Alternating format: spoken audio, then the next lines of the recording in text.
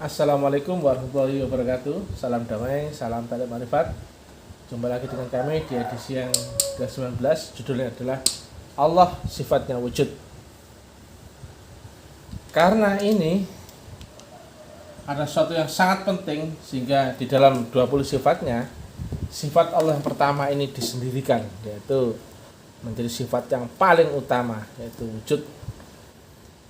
Nah, perspektif apapun pasti akan membenarkan dengan keyakinan dan kepercayaannya. Tetapi kita nggak ngomongin versi-versi, kita ilmiahkan biar nggak ada distorsi, nggak ada friksi, nggak ada pemahaman-pemahaman yang sempit. Nah, ini logikanya. Jika Allah ada di gelombang alam mutlak, yaitu dia menyebut dirinya di Al-Fatihah Maliki Yaumiddin, raja di akhirat atau raja di ujung tertinggi alam akhirat. Sementara dia menghampiri alamnya manusia atau ke dunia lewat nurnya, dan nurnya ada yang membawa, yaitu disebut Rasul bahasa dulu.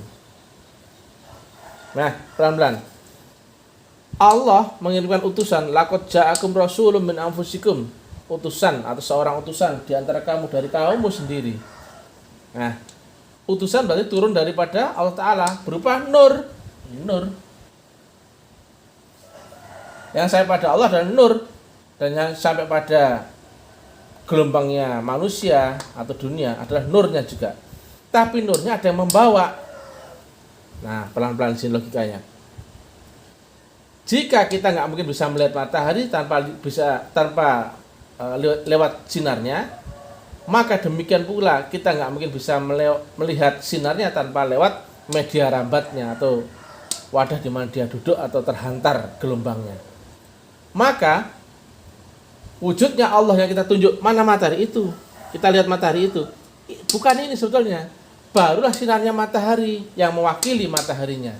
Karena mata kita nggak bisa sampai pada matahari, kemudian telunjuk kita pun nggak bisa sampai pada matahari. Yang sampai pada kita adalah nurnya, dan yang sampai pada matahari adalah nurnya juga. Maka ada adaptasi antara manusia dengan Allah Ta'ala, yaitu berupa gelombang nurnya sendiri. Nurun ala nur, bersambut dengan nur Muhammad, itu ada di alam gelombang rohani atau alamnya alam akhirat.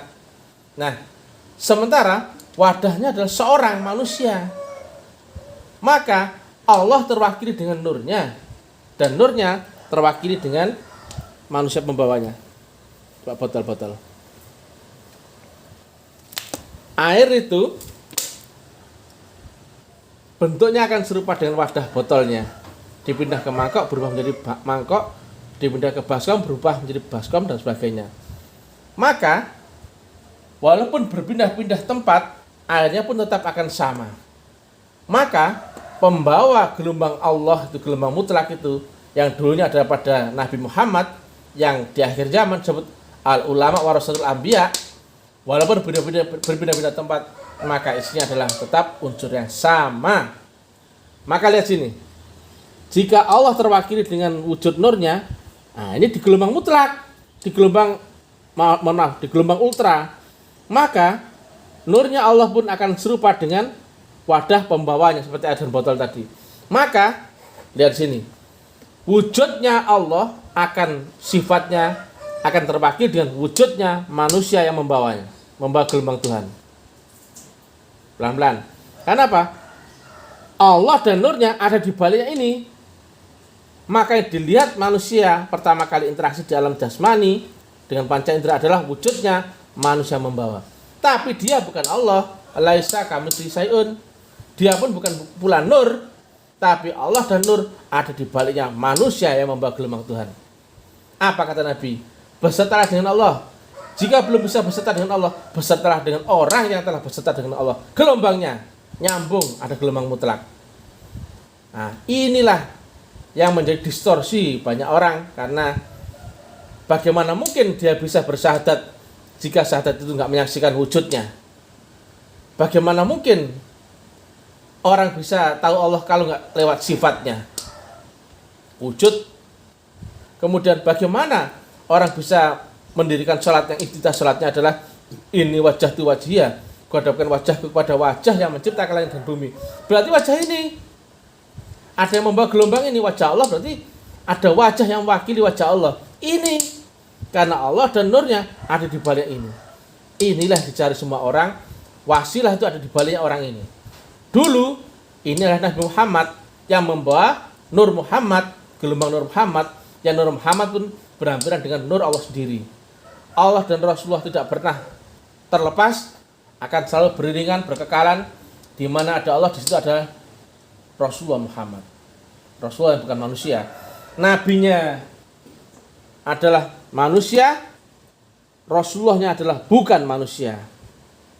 Jadi Rasulullah itu adalah nur yang datang dari sisi Allah Ta'ala. Hanya saja menempati wadah Nabi Muhammad dulunya, maka bentuknya pun akan serupa dengan Nabi Muhammad. Padahal Rasulullah Muhammad dan Nabi Muhammad itu dua unsur berbeda. Makanya syahadatnya Nabi Muhammad sama persis dengan kita. Begitu pula tahiyat salatnya pun menunjuk kepada guru Nur Muhammad atau Rasulullah Muhammad yang ada di depan kalbunya. Maka yang tidak mengerti tentang keberadaan Nur Muhammad, nggak mungkin dia bisa bersyahadat. Apa yang mau disaksikan? Karena Nabi Muhammad manusia yang telah ada di zaman lampau, di zaman kira-kira 1500 tahun yang lalu, maka nggak mungkin kita bisa bersaksi akan keberadaannya. Tapi jika laqad ja'akum rasulun min anfusikum, seorang utusan atau rasul itu ada di zamanmu, di setiap zamanmu, dari kaummu sendiri, ini waris. Maka yang kita saksikan adalah rasul. Tapi bukan rasul ya sebutannya. Al ulama yang waris, yang mewarisi. Nah. Ini ada wujudnya yang isinya sama dengan ini. Isinya ini bersama dengan ini. Maka inilah yang kita saksikan saat kita bersyahadat di akhir zaman. Artinya akhir zaman itu adalah zaman setelah zaman berlindungnya Nabi Muhammad. Karena nggak mungkin agama diturunkan tanpa lewat Rasul. Lihat di Asy-Syura 51, lihat di An-Nahl 36, bahwa antara manusia dengan Allah mesti lewat Rasul. Agama diturunkan lewat Rasul, maka untuk pulang pun mesti lewat Rasul. Logikanya begitu.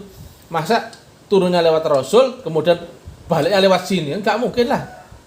Karena jalan menuju Allah mesti mutlak, dia maha mutlak, maka rumusnya mesti beserta dengan rumus mutlak, unsur mutlak, jalan mutlak. Maka ini cari semua orang. Wabtaghu ilail wasilah. Carilah jalan. Berarti cari kan berarti itu sistemik. Kalau nggak lewat itu nggak ada. Nggak mungkin bisa ketemu ini. Yang ada ketemu Tuhan KW atau palsu. Ini mah kerjanya iblis. Apapun yang mau menuju ke Tuhan pasti dihalang-halangi sama iblis. Maka diberikanlah keraguan, diberikanlah pemahaman yang salah supaya nggak sampai pada Tuhan. Logikanya jelas ini, mana nggak cocok. Dia bukan Allah, dia bukan Nur, tapi Allah dan Nur ada di baliknya manusia yang membawa gelombang yang nempel pada rohani arwahul muqaddasah atau ruh yang disucikan. Mudah-mudahan manfaat. Salam damai, salam persaudaraan, salam tali manfaat. Ilahi anta maksudi wa ridha kapan lebih. Assalamualaikum warahmatullahi wabarakatuh.